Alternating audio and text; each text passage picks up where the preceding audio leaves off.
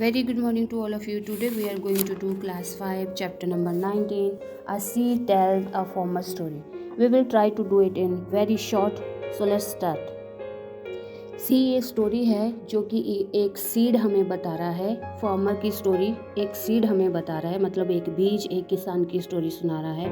इस स्टोरी में क्या था, एक दामजी भाई थे जिन्होंने अपने सीड को एक वुडन बॉक्स, अच्छा सा बॉक्स बना के उसमें संभाल के रखा था. राइट. फिर उनका नेक्स्ट बेटा आया तो उनको न्यू टेक्नोलॉजी पता चली कि मुझे ये सीड बेचने से मुनाफा होगा और ये सीड बेचने से मुझे, ये सीड को बीजने से मुझे अच्छा प्रॉफिट नहीं हो रहा है. तो उसने अपने अकॉर्डिंग अपनी खेती करनी शुरू कर दी. उसमें क्या हुआ कि उसने नया ट्रैक्टर लिया, मोटरसाइकिल लिया, बहुत सारा लोन भी लिया.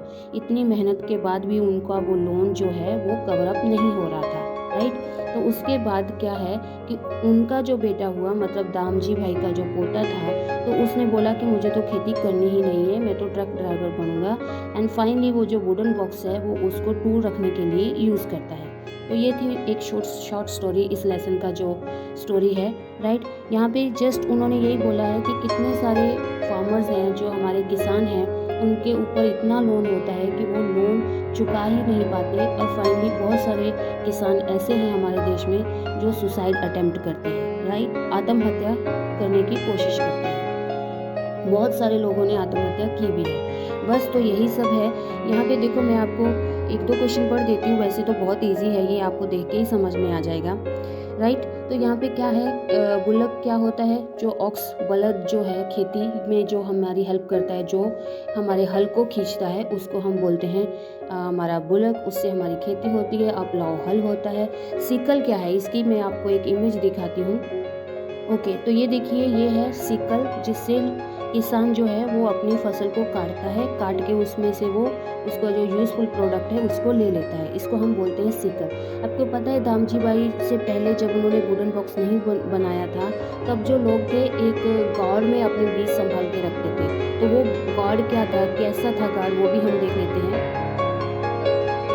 पुराने ज़माने में ना, इसमें ये जो हमारे गार्ड हैं, देखो इसकी आपको फोटो में दिखा रही हूँ, ये बहुत लंबे लंबे होते हैं. इसके अंदर लोग अपने सीड्स को संभाल के रखते थे. मतलब इस जनरेशन में इस साल उन्होंने जो बीज बीजे, उनमें से जो अच्छी उनकी फसल हुई, उसमें से अच्छे वो जो उनके फ्रूट्स हैं उनको संभाल के रख लेते थे एज ए सीड, कि वो नेक्स्ट टाइम उनको बीज देंगे अपने खेत में. तो ये जो है ना, इनको वो बॉटल गार्ड इनके अंदर का सामान निकाल के इनको अच्छे से इसके अंदर सुखा के बीज भर देते थे. तो पहले ये यूज़ होते थे.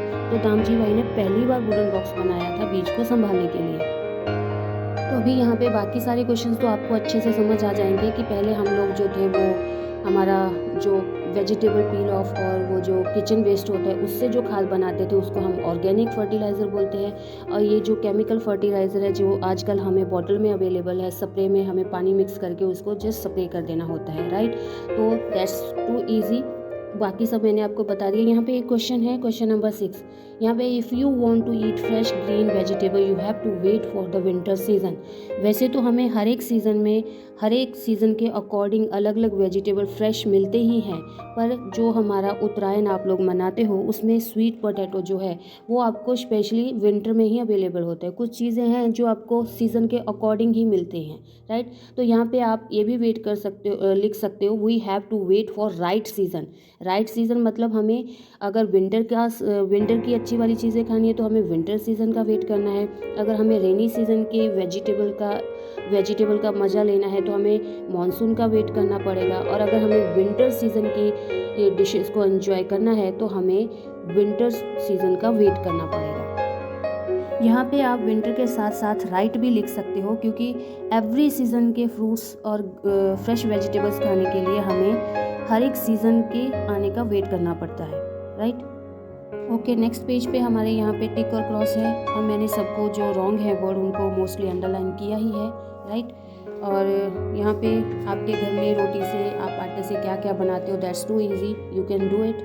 नेक्स्ट क्वेश्चन है, mostly that is related to the story के साथ ही रिलेटेड है, और सारे के सारे जो हैं वो आप इजीली समझ सकते हो. देसी ऊंधियो तो आपको बनाना आता ही है. फेस्टिवल्स आपको पता है.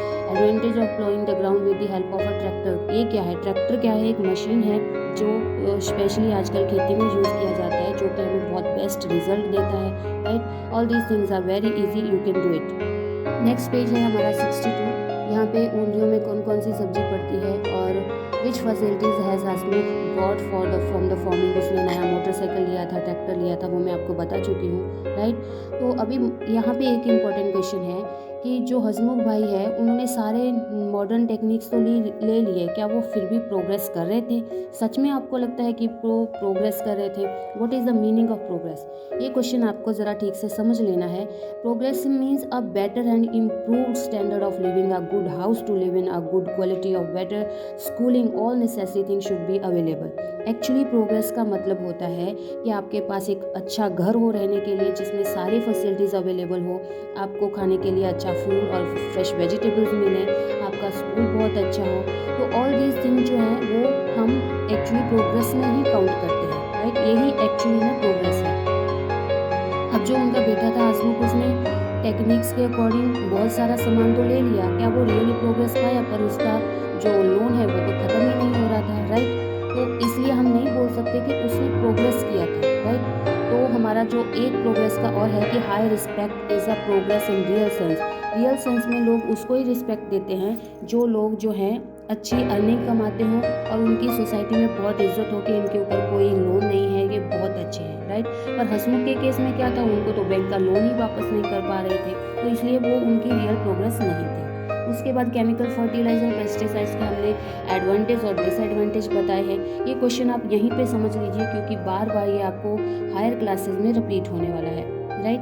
Then write the benefit of, next हमारा है write the benefit of organic farming. Organic farming में क्या है कि हम जो अपनी फर्टिलाइज़र, अपनी खाद बनाते हैं, वो हम किचन वेस्ट और वेजिटेबल पील ऑफ को कलेक्ट करके मिट्टी में मिक्स करके, और उसमें हम क्या है वो वहाँ से थोड़ी मिट्टी और थोड़ा सूखे पत्ते ऐड करके जो बनाते हैं, वो ऑर्गेनिक फर्टिलाइज़र होता है। उनको यूज़ करने से हमारी सॉइल की जो फर्टिलिटी है, सॉइल का जो ग्रोथ करने का पावर है, वो बहुत बढ़ जाता है, राइट। तो हमारे जो फ्रूट्स और वेजिटेबल हैं उनमें भी बहुत न्यूट्रिश भर भर के आते हैं, राइट। उसके बाद हमारा क्या है, what kind of seed grow only one. अगर क्या होगा, एक ही तरह के हम सीड बार बार एक ही खेत में बीजते रहेंगे, तो देखो एक ही तरह के हम सीड बीजेंगे तो उनको जितने भी न्यूट्रिएंट चाहिए वो एक बार ले लेगा। हमने फिर से वही बीज दिए, फिर उसने दूसरी बार भी वही सब ले लिया, तीसरी बार बीजे, फिर से उसने वही सब न्यूट्रिएंट्स कलेक्ट कर लिए। तो ऐसा करते करते क्या होगा कि अगर हम एक ही क्रॉप बार बार बीज रहे हैं, बार बार कॉटन बीज रहे हैं, तो हमारी जो सॉइल की फर्टिलिटी है उसके अंदर जो विटामिन उसने ले लिए हैं उसकी कमी हो जाएगी। तो फिर हमारी क्रॉप को हमें अच्छा उसका रिजल्ट नहीं मिलेगा, हमें प्रॉफिट नहीं मिलेगा। इसलिए हमें बार बार उसको रोटेट करना पड़ता है कि एक बार हमने कॉटन बीजा, दूसरी बार ज्वार, तीसरी बार बाजरा। तो इस तरह से सारे न्यूट्रिएंट्स जो है वो बैलेंस में रहते हैं। नेक्स्ट पेज जो हमारा है, इसमें हमें सिर्फ ये बताना है कि बीट प्लांट का कौन सा पार्ट हम खाते हैं, बाजरा प्लांट की कौन सी चीज़ हमारे लिए खाने वाली है। देखो हम लोग एक तो पता है कि ये हमें प्लांट से मिलता है, पर प्लांट्स का कौन सा पार्ट, उसकी रूट खाते हैं, उसका स्टेम खाते हैं कि फ्लावर खाते हैं, वो हमें यहाँ पे राइट डाउन करना है।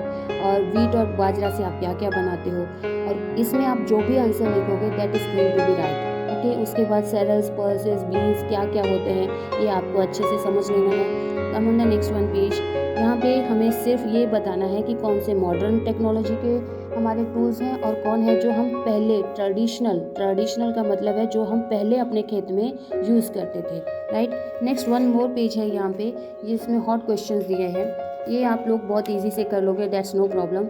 Hope so you enjoyed this video, bye to all of you, see you in the next one, have a nice day.